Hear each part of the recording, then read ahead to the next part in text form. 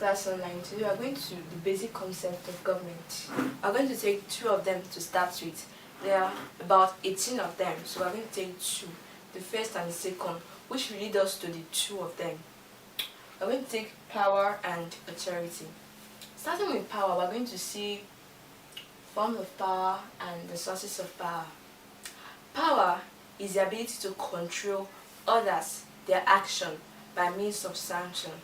When I mean means of sanction, that is the ability to influence other people's action, maybe possession of political, social, or economic powers, for you to be able to control their action or authority. Let's see the type of power we have. Under types, or let's say forms, we have political, we have physical, we have economic, and we have military. Now I list them and explain them now. As I've listed them, let me explain. The political power, these are the power that is given because of the constitution. The power is gotten from the constitution. That is those in political authority, like our executive arm of government, legislative arm of government, and judiciary. The power they wield is called the political power, and they get it from the constitution. It can be said that the power of the those in political authority is engraved in the constitution.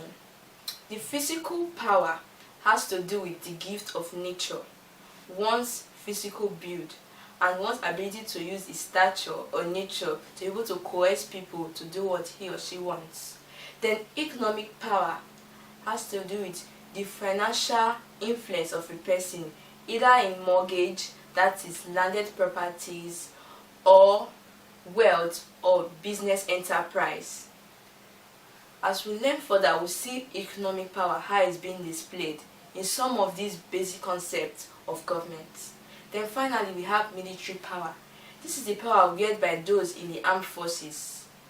And this power is a little bit lower than other ones, because this power has the ability to punish defaulters, and also to make those who offend the law to be liable to death. So this power is above other ones. I mentioned four. I said political, physical, economic, and military.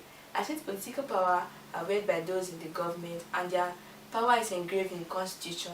I said physical power is the power that is given to us by nature or one's physical build, while economic power is influenced by one's financial status, be it mortgage or a business status, while military power are those power that are those in the armed forces have. Now let's see.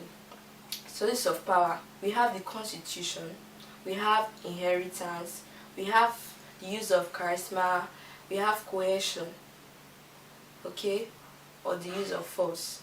Let's now explain them. The first one, which is constitution.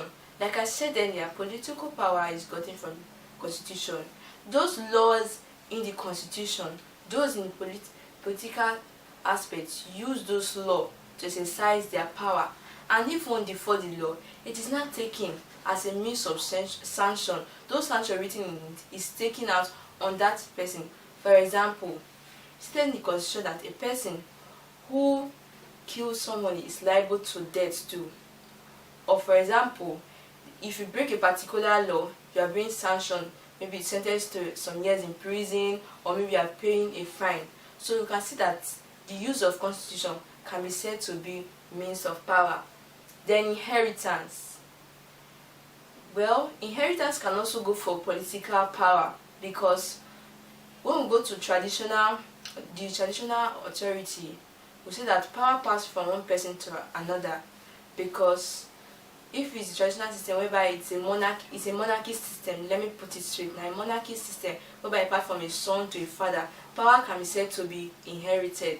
While coercion by force, like as in the case of those in the military that take power by force, or in the armed forces in terms of rulership, or when they want to administer their power to people or justice. Then, by the use of charisma, one's ability to one's ability to enforce or show its power on people can also be taken, or one's ability that is able to suit the capacity of holding power can make that person attain to a position of power. And most cases it can fall in the place of physical power, someone whose nature endowed with good height, maybe physical abs and the rest, and the person has the ability to sanction other humans because of this stature. So basically I've seen the types, and I mentioned four, and also mentioned that the source of power, the sources of power rather, I said through inheritance, school cohesion. I also said through the use of charisma, and lastly I said the constitution. So I've seen the types and forms of power and the sources of power. Now we're going to move to authority. Under authority, we are going to see source of political power, or authority rather, source of political authority.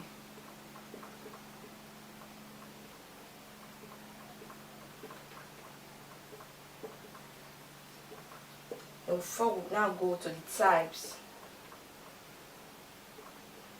of authority.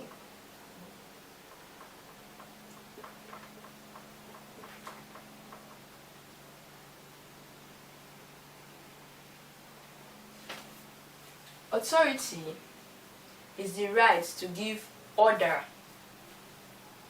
Authority is the right to give order and enforce it on other people, and it's actually based, and it's not based on legitimacy. Unlike power, power is legitimate, but authority is not based on legitimacy.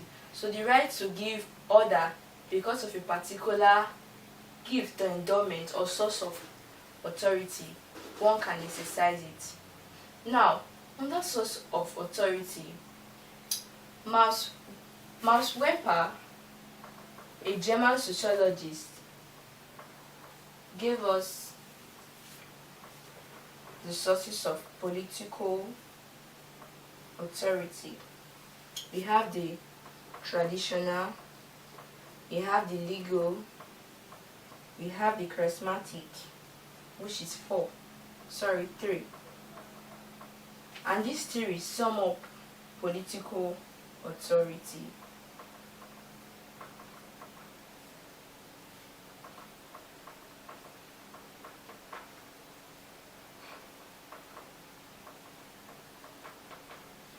So let's see.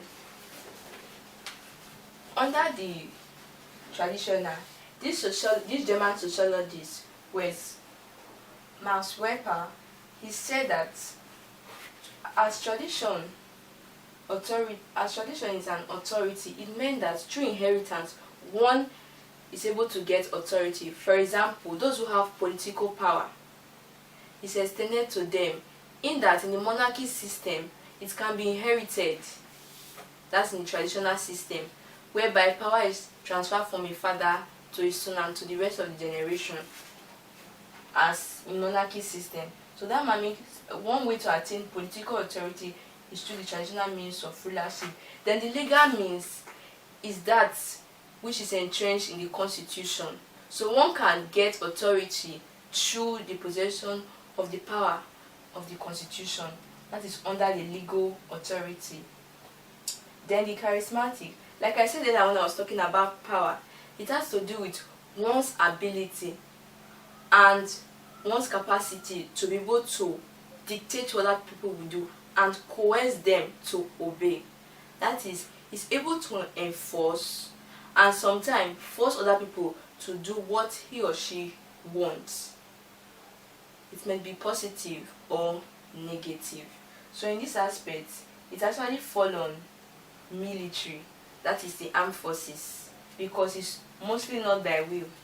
But in the legal and traditional, most at times, like the legal has to do with legitimacy, but traditional, it has to do with a due process whereby people know that this is the system followed.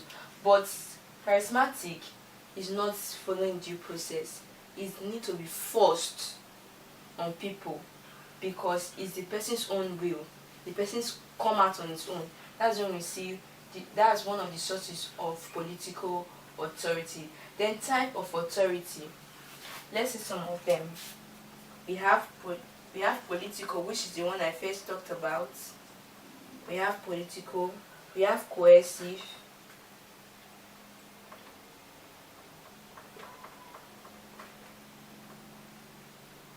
We still have charismatic.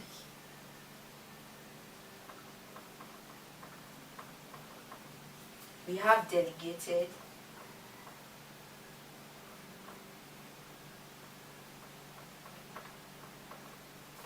We have technical.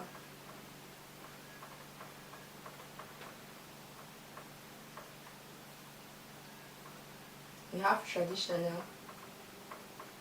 So it's a repetition of what we saw in the source of political power. We have legal,